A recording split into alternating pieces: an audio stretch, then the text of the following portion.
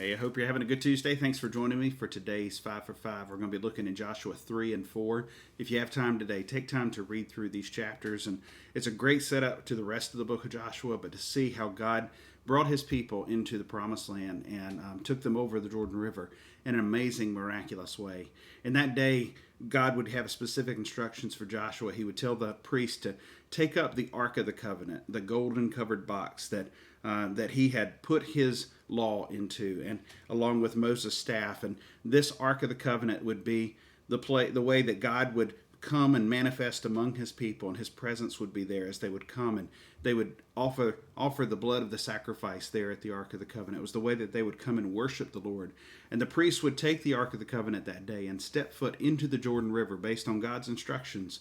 And as they did, the water was stopped up. As you read some commentaries, it's up to 18 miles away where the water was stopped up. It was flood season. The river was deep and the river was wide. And far up the river, the water would stop and they would pass over on dry land. The priest would take the ark out into the middle and they would stand there while the entire group, over 40,000 people, would cross over the river and to camp over on the other side. And the priest would stay there the entire time until the 12 men that Joshua had chosen, one from each tribe, would go into the river and pick up large stones that they'd put on their shoulders and carry out just as they had been instructed. These stones would be a reminder. They would be a reminder of what God had done that day. And as the priest left the water, the waters began to roll again, and the people were safe on the other side. It was a reminder of God's power and God's work and God's faithfulness to the people that day. And they took those stones, those 12 stones that the men had taken up out of the river, and they took them over to the other side, and they set up in a place for camp that night called Gilgal, and they would set those stones up. And Joshua gave specific instructions to the people. After he set these stones up as a reminder, he put them there in Gilgal, and he said to the people of Israel, in chapter 4, verse 21, he says, "When your children ask their fathers in times to come, what do these stones mean? Then you shall let your children know Israel passed over this Jordan on dry ground. For the Lord your God dried up the waters of the Jordan for you until you passed over, as the Lord your God did to the Red Sea, which he dried up for us until we passed over, so that all the peoples of the earth may know that the hand of the Lord is mighty, that you may fear the Lord your God forever." A few years back, we were in Gatlinburg, and we like to play in waterfalls and creeks and rivers when we get up into the mountains. And we were in one that day, and my son took away a little rock. He named it the hot dog rock.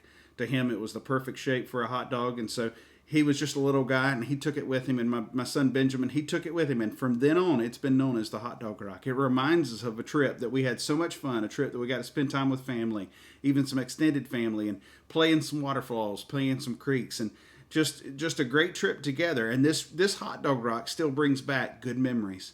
It brings back memories so quickly. You may have things in your home and reminders in your homes of things that bring back some really good memories really quickly. You may also have some things in your home that remind you of God's work and really good memories of his work and his faithfulness too.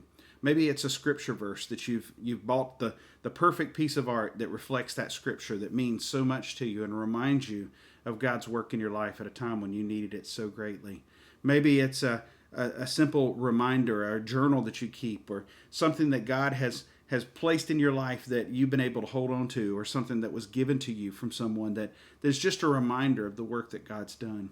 It's good to have memorials like that. It's good to be able to have some tangible ways that we can point back to it, but it's also good to share it with the people around us, to let other people see that God has been faithful, to tell the story of his work in our life.